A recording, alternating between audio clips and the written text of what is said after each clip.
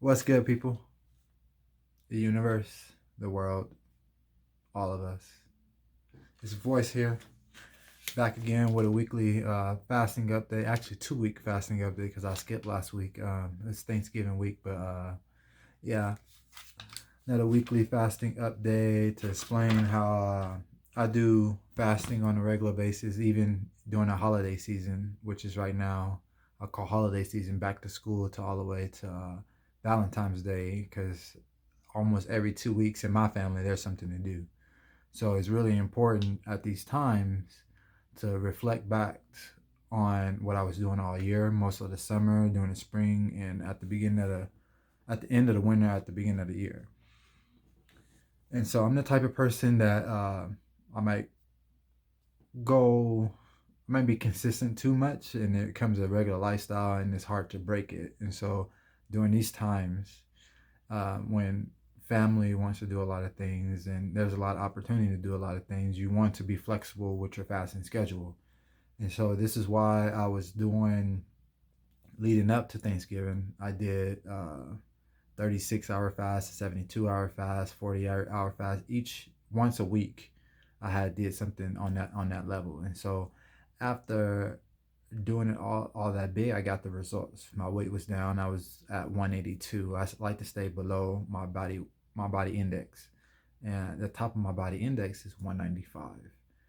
And so this past week, Thanksgiving week, it's the fourth today, but I didn't record at all on the week because I was just with family. Didn't want to be consumed too much on the internet with the research I was doing, because when I get into the research, I like to build up, build up, build up, build up to make my videos with all the information I have on paper in my head, and I'm thinking about it and I'm talking about it at one time. And I really didn't want that to get in my way when I wanted to do some cooking with my daughters. I wanted to do some, just hang out with them pretty much. And we got animals and stuff. And really catch up, not to get too far behind on them. And the fasting schedule opens up for you to be consistent a lot because you're not thinking about food, you're not eating food, you're not cleaning up behind yourself. And that's a whole hour to 2 hours, depending on how much you eat, when you eat, how, and like how you eat, depending on the food. Like you got to clean it more, you got to go get it, you got to go out and get it. And so it comes to that point where the week of Thanksgiving, I only did one 24-hour fast.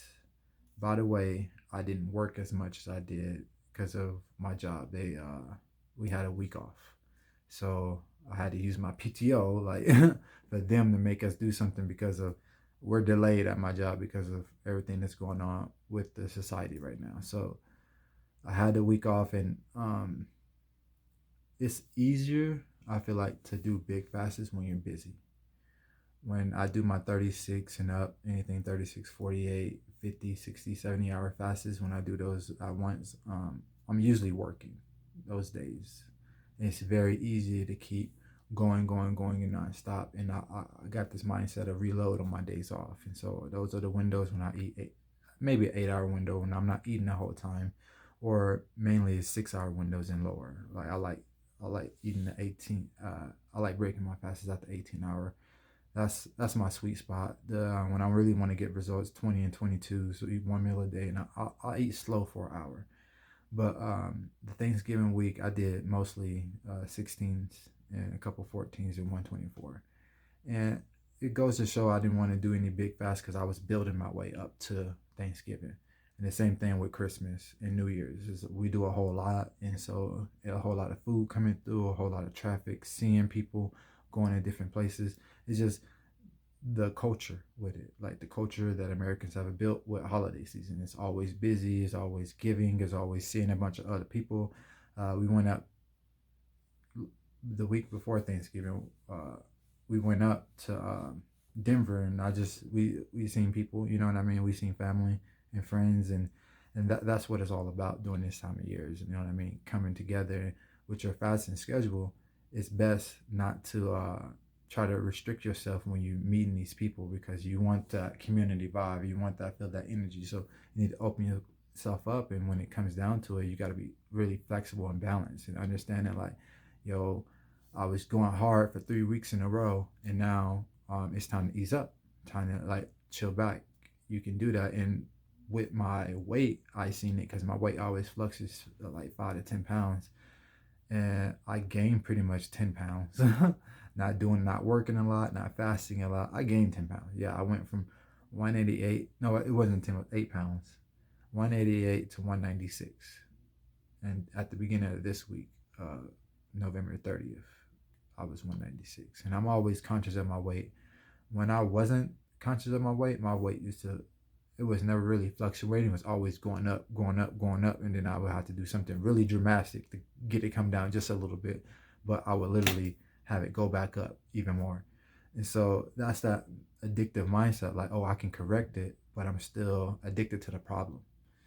And that's what one of the things that we live in society, especially during holiday season. People don't understand. Back to school, all the way to Valentine's Day, is that we are constantly eating, constantly eating junk food too.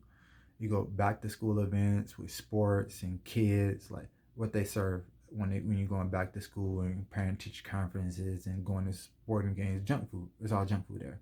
Snacks, little junk food. Then you go into Halloween.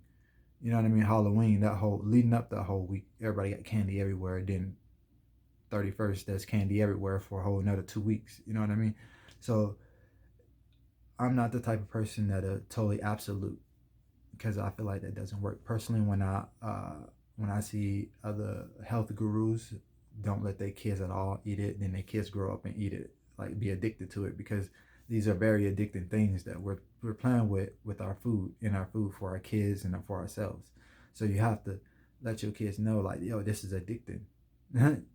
I tell my oldest daughter, like, look how your little sister, like, when we go through this phase of October, November, and there's a lot of candy in the house, and she knows it, and she wants it no matter what, and it's like, no, we don't do that. She tries to change it, and like, oh, your little 5-year-old kid, ain't gonna happen. You know what I mean? I get to the point where I take the whole bucket of candy, I just dump it in the trash, like, nah, bye bye. We playing too many games. You don't want to be disciplined with it. You want to fight me with it. No, thank you. Bye. And it gets to that point, you have to do that in this society, because it's advertisement everywhere. They would drown you with it, from TVs to tablets to books to newspapers to anywhere you go. If you don't even know how to read, trust me, you'll go somewhere and all these flashy colors, everybody has it in their hand, and everybody going in the store to get it. You want to be a part of it. That's why people from so many foreign countries come here and gain the American weight so fast, because it's like you get consumed in it so easily. And I want just people to understand that we live in a society where you have to be disciplined. You have to dig your heels into the ground and be firm and be like, nope, not today, not tomorrow, not this week. Maybe later, maybe. It depends on how I'm feeling. And the fact that I do this with my kids, they understand that they can't eat candy all the time. You know what I mean? Can't eat candy till your teeth are falling out. Like, yeah, when when we go to the park and I see other little kids and other little events, and they have nothing but silver in their mouth, or they got a bunch of cavities, I already know what their parents are doing. They're just giving in to their kid, because they're giving in to the society. Oh, everybody else is doing it. No, they're not. Nah, you don't want to have your kid missing teeth when they're older, or pulling them out, because that's the only solution that is left for them, because they're gonna put something else in there that's probably gonna be worse in a couple of years. But we got to get to that point where that discipline, because I built up to this week, and I feel like everybody should be doing something like this. Like, yeah, it's holiday season, it's gathering time. We come together, we gather together and give to each other, and we all should be vibing on the same vibe. If you don't want to do that, I I see some people. I did it myself when I didn't eat nothing at all when my other family members was cooking, because I didn't really understand the chemistry of what they was cooking with. And it gets to that point where that's more like a toxic behavior, where I'm gonna show up but I'm not gonna participate. All right, you're the poison in the room. You're the one. You know what I mean? It's best to either skip out, or you bring your own food and have an understanding, like, yo, I'm trying this.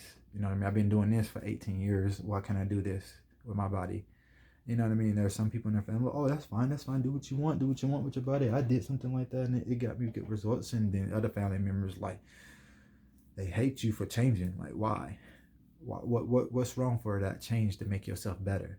You know what I mean? Because I noticed a pattern that I didn't want to be consumed in. I was like, man, holiday season, I gained weight that I can't lose. And I was like, man, I lost all this weight and I'm gaining it back year by year because of holiday season. Because I got kids now. I got a job I got to keep up with, and it's the whole community thing, because that job community, family community, and personal. You got it all mixed together, and it's like you don't have the time enough to realize like what's going on and step back. And that's why I pulled myself back from everything. I was like, yo, no processed foods for a year. I'm not gonna go into the convenience stores anymore. I'm not gonna use a vending machine for a year. You know what I mean? It really changed my palate. It really changed my the awareness of how food goes to my body, because I can really feel almost every food that enters my mouth, go down my throat, hits my belly, hits my small and large intestine, out through my colon. Like I can feel it, and I understand food don't, the day you put it in, it ain't coming out that day. No, it doesn't work like that. Especially if you're a constant eater and you're constipating, you're backed up. Like it may take 3 days to get out one meal. You know what I mean? Then what are your body what is your body doing while you keep eating and you pooping out one meal every 3 days? There's some people that can't, they go a whole day or two without pooping. I'm like, that's bad. If you eat 2-3 meals a day, you should be pooping 2-3 times a day. I'm telling you, you function better on an empty stomach. Not completely empty, but your body won't never go to 0% energy as long as you have body fat. Like that's the thing about it. People don't understand. Like they overeat to carry around body fat, and that body fat weighs you down. Yeah, and then it costs more energy to carry around weight. Pick up some weights and go walk 5 miles, and then walk without weights for 5 miles. Okay, that's the same exact as overeating. Each plate weighs a certain amount of weight, and you eat that, and you don't poop out that same weight that's on your body, and you walk around with that every day. You're like, man, I'm getting tired and heavier, especially during this time of year, especially what we're going through. That's why it's a big importance to realize, like, yo, I want to master myself, be the Lord of your earth. Like this is your reality. Yeah, you need to check yourself. What you putting in your mouth, what you putting in on your skin, what you putting injecting in your body, what pills you're taking. Like I had my time when I had, like, the doctors told me I had to take these pills, and they wasn't working, and I was getting the symptom it was supposed to solve, it wasn't working. Then it was making other stuff worse. And then you check doctors and you realize, like, oh man, misdiagnosis is a real thing that kills people, and people aren't really taking that serious, because it's like once I seen that, and I seen two couple family members have wrong medications because of the pharmaceutical rep, or the doctor prescribed the wrong thing. They could have prescribed them something better, and it's like, is that a guessing game going on behind those doors? And that's what I feel. And that's why I was like, yo, I need to take my health and understand my body's chemistry and what's going on inside, because these doctors and these medical regulators, they take care of themselves. You know what I mean? A lot of them don't even take the stuff they prescribe because they don't need to, because they're like, I stay up here. I don't really stoop down and stay down here and try to get up and then want a shortcut up.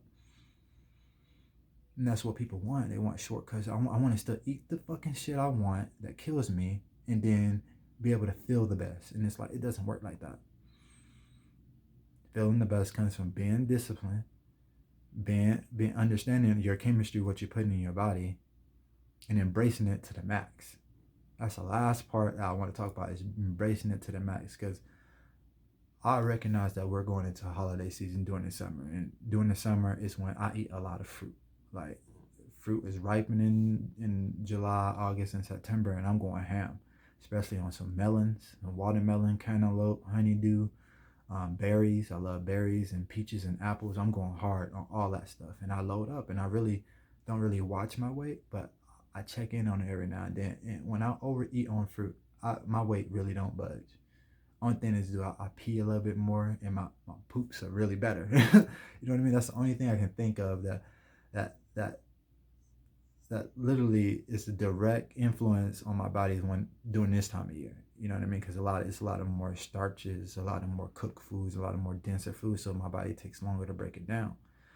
And that's why I like doing bigger fasts during the winter, because I did my biggest fast during the summer, and that's not something I want to do anymore. Huge fast is during the summer, because it's like that's my favorite time of the year, is when my food is spring and summer, is when my favorite food is ready to be eaten, and I want to eat as much as I can. I did a complete 6.5 day fast a couple years ago in the summer, and that was really uh, I really had some positive effects, but it was like, I was waiting around waiting around wanting to eat the food that was ripened.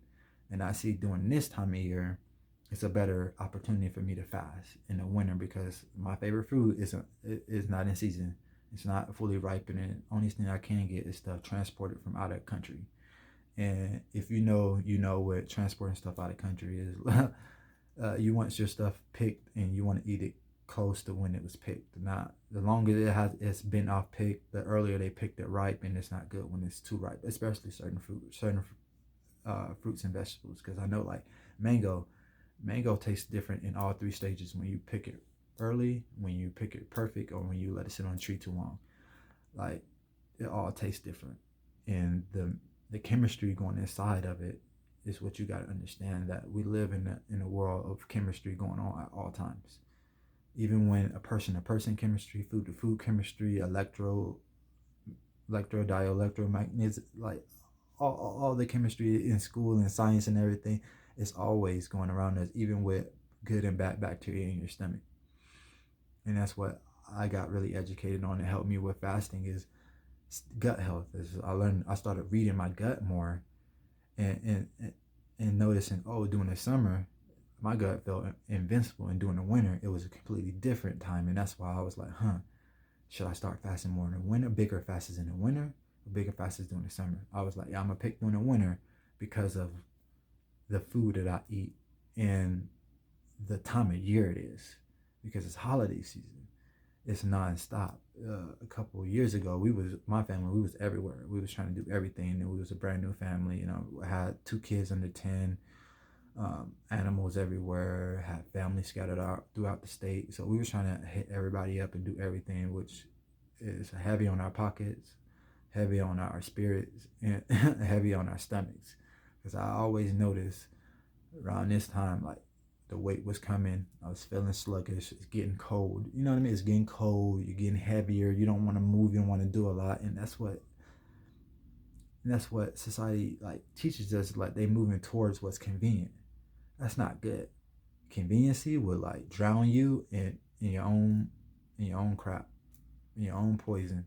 Like they want you to be lazy and have that conveniency, period. And they don't want you to think for yourself. They want them to think for you. Oh, we got all the answers, all the solutions. And I'm like, nah, I got my answers and my solution. And I know what my health is fasting. And it helps me in a lot of other aspects of life. So I notice when I'm in that fasting state, my thinking's a lot better than when I'm in the eating state. Like when I just ate, my thinking is kind of like relaxed because of where your blood flow is going. When you're fasting, a lot of blood is being balanced throughout the body, and a lot goes to the head for thinking power. When you eat a lot, your blood focus on your stomach a lot. You can feel. I used to eat a whole lot. I used to feel my stomach shaking a lot, like shaking or rumbling. Now I just ate. Why is it shaking? I'm not hungry. Like, yeah, because your stomach's like breaking stuff down. It's storing stuff. It's doing a whole lot of stuff. It's separating this from that. Because when we put that foreign chemistry in our body from all these foods and everything that we're not familiar with. We don't understand the chemistry. They're making so much food on a regular basis that we don't even know what we're putting in our body. We just know it tastes good. It look good. It tastes good. It makes me feel good. And that's all up here. It's right here to right here, right here to right here, right here, right here to right here to right here. And that's all that is. And that's not how you should feed your body. You should listen to this. Listen to this. Let that fuel your body. Because when I listen to this, I gotta say, I feel invincible. I feel bulletproof. I feel like I can't, like, not actually like take bullets and take knives and not get cut. I feel like I can put anything in my stomach and feel great. You know what I mean? Not like how I used to feel when I eat a bowl or something and it would lock me up. I'm like, oh man, I need to spread my legs, release my belt buckle, go to the bathroom, right? Like, make some more room for it, because it was just a hard move. It was just a hard push. Everything that was going down compared to when I was mostly fruit dominant, 80% raw fruits and vegetables. Like that is easier to do in the spring. It's a lot easier to do, and it helps with the body with moving and activating. And you got to realize eating a lot of the starches make your body stiff and don't really want to move, and like you want to be flexible and light, and and be able to have fluid in our area. You don't want to be thinking like, man, this is like when you think about something that won't move, it's really hard, it's really dry. When something's moving, it's really soft and really flexible. Like it's really hard to explain. Well, I don't have an example in my mind, but to understand the dynamics of like your body, like just a water-based body, it's 100 times better than a dry, hard, like putting dry, hard stuff in there. Like people don't understand oils too. It's like you soaking stuff down in oils. Let oil sit on the table and dry up. You know what I mean? It's completely different when you let a water or a juice sit on the table and dry up. And a lot of people aren't aware of how this time of year it gets colder.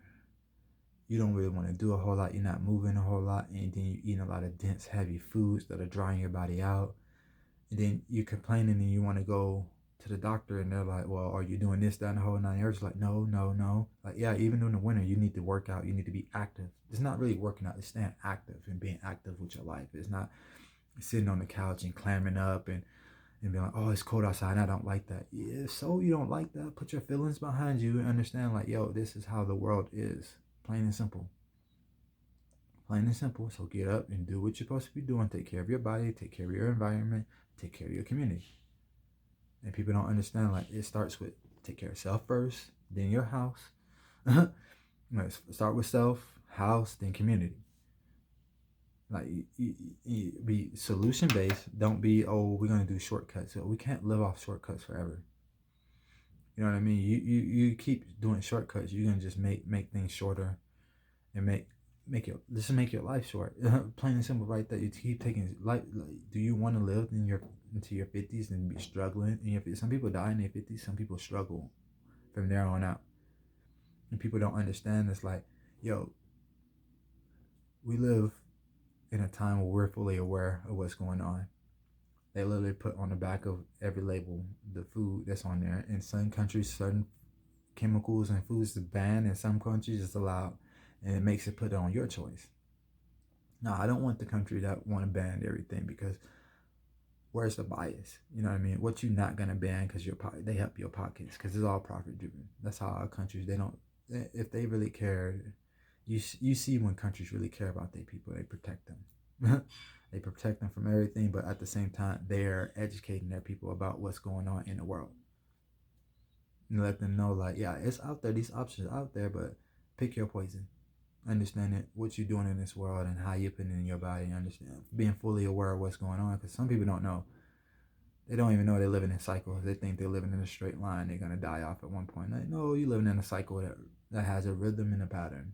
You need to notice it and find where you fit in with that. But it's all love. It's all love, baby. I'm just trying to help as much as I can with what I believe will help a lot of people. And that's another thing. Believe in what you're doing. Believe, believe, believe. I need to get back on a big fast. I can tell. I can tell when I'm not, like, when I'm eating too much of the garbage, pimples start popping up like crazy on my face. Like crazy. Like time, like I just pies and all these. I'm a pie person, so yeah, especially. So take care of yourself, love yourself, and express yourself. It's all love, baby. Peace.